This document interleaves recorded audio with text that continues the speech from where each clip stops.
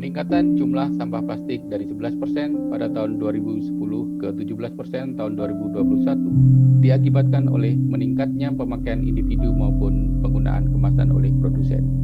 Ini semakin diperparah dengan berkembangnya teknologi online shop.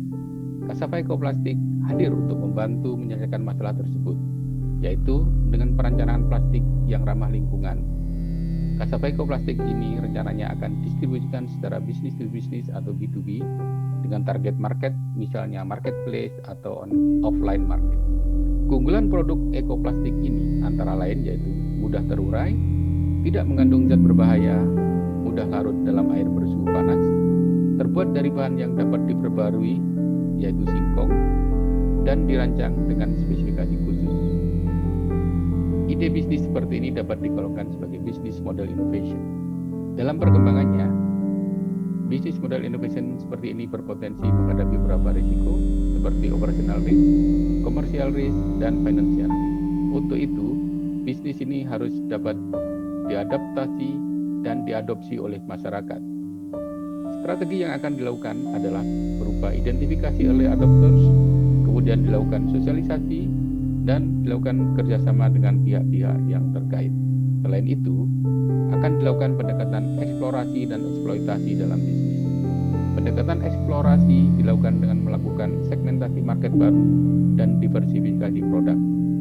Sedangkan pendekatan eksploitasi dilakukan dengan meningkatkan customer engagement, meningkatkan volume penjualan, dan intensifikasi program sosialisasi berupa gerakan Go Green.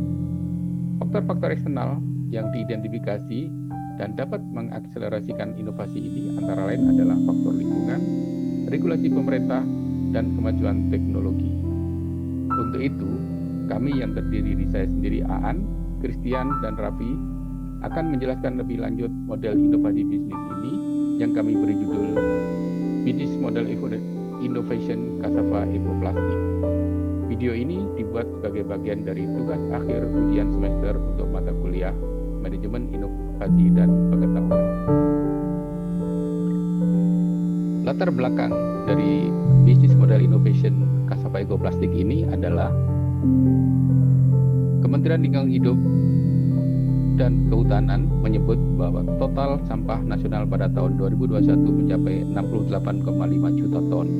Dari jumlah itu, sebanyak 17% atau 11,6 juta ton disumbang oleh sampah plastik. Hal yang menarik adalah komposisi sampah nasional menunjukkan adanya kecenderungan peningkatan timbunan sampah plastik dari 11% di tahun 2010 menjadi 17% pada tahun 2021. Peningkatan kontribusi sampah plastik ini diakibatkan oleh gaya hidup yang ingin praktis oleh individual dan juga oleh pihak produsen yang memproduksi barang menggunakan kemasan plastik. Hal ini semakin diperparah dengan meningkatnya pemakaian kemasan, pembungkus, bubble wrap, dan kantong plastik pada saat pengemasan dan pengiriman barang-barang secara online. Proses inovasi dan dasar pemikiran ini adalah bersumber dari kita sebagai kelompok mengajukan beberapa ide untuk melakukan beberapa macam inovasi. Dari ide-ide tersebut terkumpullah 6 ide, yaitu bimbel metaverse, SPBU listrik, Kasava Ekoplastik, kemasan bambu untuk dodol, health screening tube, dan apps konsultasi hukum. Dari keenam alternatif ini, kami memilih model bisnis inovasi yang paling memberikan nilai tambah bagi masyarakat, yaitu akhirnya kita sepakat untuk memilih Kasava Ekoplastik. Nilai tambah bagi masyarakat ini yaitu antara lain memberdayakan UMKM produsen ekoplastik dan petani singkong. Marketplace dan sellernya dapat terus meningkatkan penjualan dengan lebih bertanggung jawab terhadap lingkungan dan membantu menyelesaikan masalah sampah plastik yang menjadi isu nasional. Berdasarkan permasalahan tersebut, kami mencoba menawarkan solusi, yaitu mengurangi pemakaian sampah plastik dengan cara substitusi pemakaian plastik dengan menggunakan plastik ramah lingkungan yang terbuat dari singkong atau kasava. Keunggulan produk yang kami tawarkan antara lain, pertama, terurai dengan mudah dalam tanah dalam waktu 180 hari. Yang kedua, aman, tidak mengandung zat berbahaya. Yang ketiga, larut dalam air bersuhu 80 derajat Celcius. Dan yang keempat, terbuat dari bahan yang bisa diperbarui. Yang kelima, jenis plastik dan spesifikasinya dapat diproduksi sesuai dengan kebutuhan. Dan selanjutnya akan dijelaskan tentang proses bisnis dan model inovasi bisnis yang akan dilakukan oleh Mas Christian. Silakan Mas Christian. Terima kasih Pak Aan. Selanjutnya saya akan menjelaskan tentang bisnis proses. Bisnis proses kami akan dilakukan melalui pendekatan dan kerjasama pada pihak supplier dan juga pada pihak konsumen yang dilakukan secara paralel.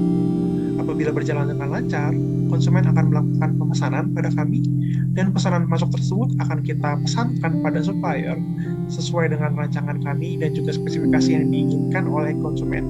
Misalnya tipe plastiknya, ukurannya, dan juga ketahanannya. Lalu, jika sudah diproduksi oleh supplier, kita akan menerima barang tersebut dan perlu melakukan manajemen sistem inventory yang baik. Selanjutnya, kita perlu melakukan distribusi barang kepada konsumen dan barang akan diterima oleh konsumen dalam keadaan yang baik. Jika konsumen merasa puas dengan produk dan layanan kami, maka konsumen umumnya akan melakukan repeat order. Lalu, siklus akan berjalan seperti semula. Namun apabila konsumen merasa tidak puas dengan produk kami, maka konsumen akan memberikan feedback yang buruk dan kita perlu melakukan evaluasi dan corrective action bersama dengan supplier dan juga melakukan segmentasi pada konsumen baru. Selanjutnya, jenis inovasi Cassava Ekoplastik. Cassava Ekoplastik merupakan inovasi dalam konteks business model innovation. Alur bisnisnya berupa melakukan kerjasama dengan key partners untuk mendistribusikan produk yang ramah lingkungan kepada marketplace dan offline market sebagai jawaban atas kesadaran konsumen yang semakin tinggi akan produk yang ramah lingkungan. Selain itu, bisnis kami juga berupaya mengubah gaya hidup seluruh komponen masyarakat ke arah gaya hidup yang lebih ramah lingkungan atau go green. Khususnya pada permasalahan sampah plastik ini, juga kita berupaya agar permasalahan sampah plastik dapat berangsur berkurang melalui berbagai macam tindakan kecil yang dilakukan secara gotong royong. Selain itu, kita juga akan melakukan sosialisasi dan edukasi yang dilakukan bersama dengan pelaku bisnis yang sering menggunakan plastik dan juga lembaga swadaya masyarakat agar sama-sama dapat mengedukasi masyarakat tentang pentingnya tindakan kecil kita untuk menyelamatkan bumi. Selanjutnya, bisnis model kanvas dapat dilihat pada slide berikutnya. Bisnis model kanvas kami dimulai dari key partners. Key partners adalah supplier atau produsen ekoplastik yang akan kita lakukan kerjasama. Khususnya target kami adalah produsen yang berasal dari UMKM. Selanjutnya, kami juga ingin bekerjasama dengan key partners berupa pemerintah yang memerlukan program-program Go Green. Untuk itu kami juga ingin ikut membantu pemerintah dan pemerintah juga tentunya dapat mensupport apa yang sudah kami lakukan. Selanjutnya, kita juga akan melakukan kerjasama dengan key partners berupa lembaga swadaya masyarakat. Lembaga swadaya masyarakat umumnya memiliki concern terhadap isu lingkungan, sehingga kami dapat melakukan kerjasama dengan 3 key partners tersebut. Selanjutnya, key activities. Key activities kami dimulai dengan memesan produk Cassava Ekoplastik sesuai spesifikasi yang dirancangkan. Lalu juga melakukan kerjasama dengan key partners yang sudah disebutkan tadi untuk mengadopsi Cassava Ekoplastik yang kita produksi. Selanjutnya, kita juga ingin melakukan sosialisasi tentang pentingnya ekoplastik yang ramah lingkungan. Selanjutnya, kami memiliki key resources berupa brand yang kami bangun dan juga employee yang memiliki kehandalan dalam bidangnya masing-masing, dan juga supply chain yang baik, serta jaringan relasi supplier dan segmen.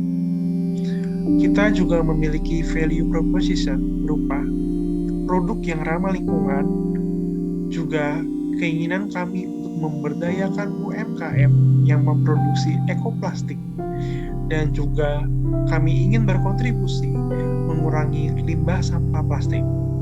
Selain itu, ada tambahan value berupa untuk kerjasama yang kami lakukan, kami menjamin kepastian distribusi produk selama masa kontrak berjalan, baik pada pihak supplier dan juga pada pihak konsumen.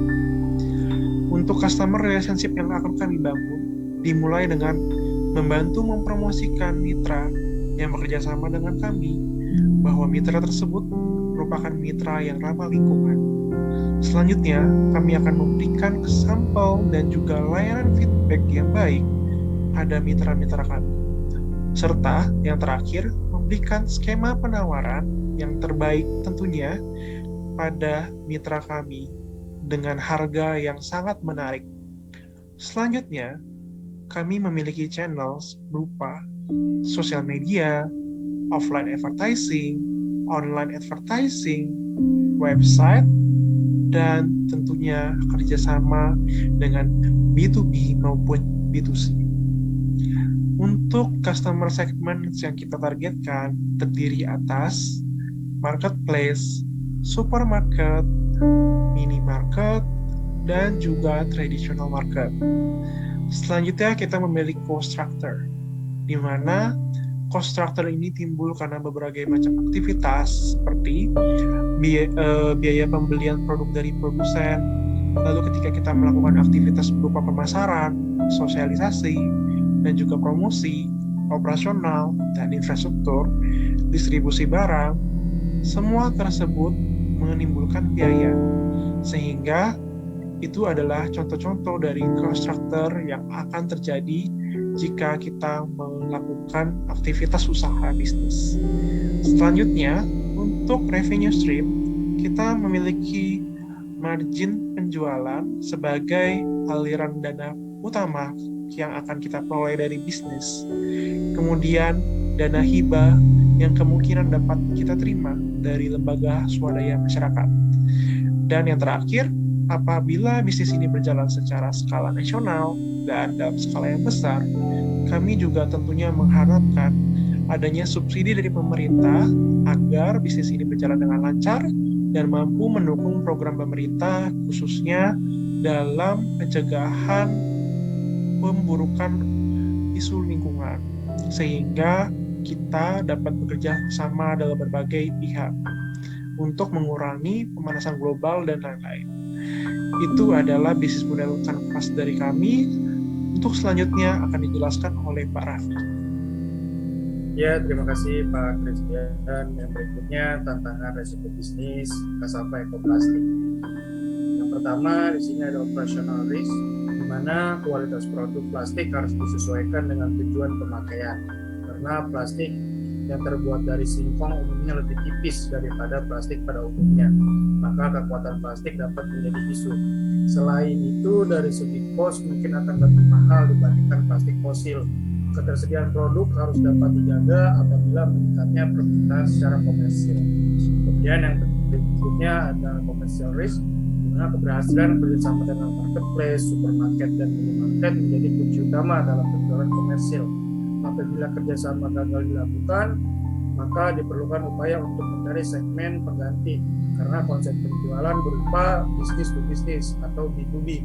Keberhasilan usaha ini juga bergantung pada keberhasilan sosialisasi program Go Green. Kemudian yang berikutnya yaitu financial risk, di mana kerjasama B2B dengan perusahaan-perusahaan besar memerlukan modal yang besar. Profitabilitas juga bergantung pada besar kecil margin yang didapat dari selisih pembelian dari supplier dan penjualan kepada customer. Berikutnya, upaya adaptasi dan adopsi.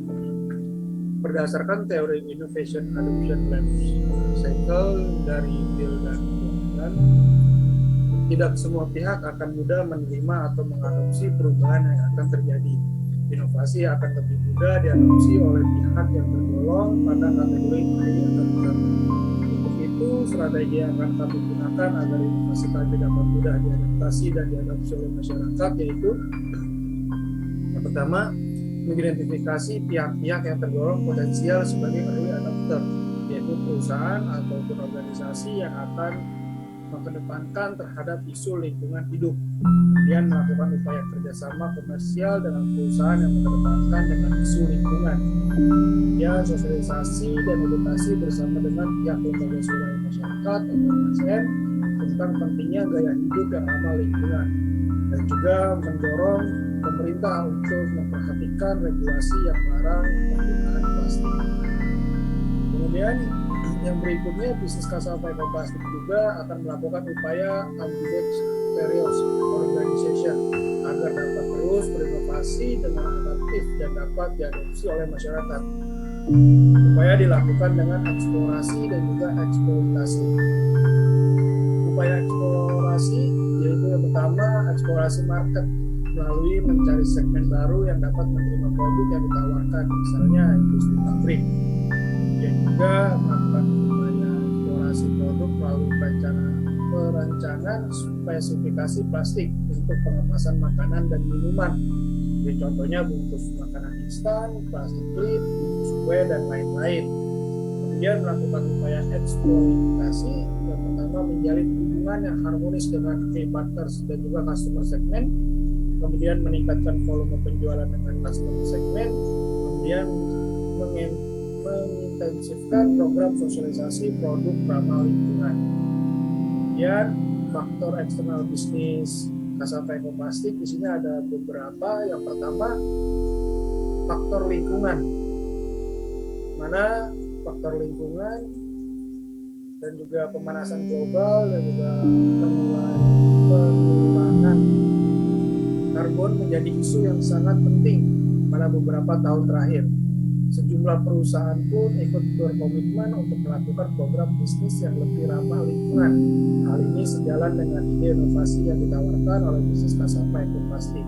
Kemudian faktor regulasi pemerintah. Peraturan yang ditetapkan pemerintah terkait dengan upaya kelestarian lingkungan dapat mendukung usaha bisnis Kasapa Ekoplastik karena sejalan dengan upaya mensubstitusikan plastik fosil yang sulit terurai dengan produk plastik kami yang sangat ramah lingkungan. Kemudian faktor kemajuan teknologi, di mana kemajuan teknologi ini mendorong segala transaksi yang dapat dilakukan secara online. Kebutuhan akan plastik yang digunakan dalam pengemasan dan untuk pengiriman menjadi tinggi. Potensi tersebut menunjukkan bahwa adanya demand yang tinggi akan plastik yang ramah lingkungan. Kami bersumpah bahwa kami tidak mencontek keseluruhan ide inovasi dari manapun dalam mengajukan usulan inovasi ini. Terima kasih.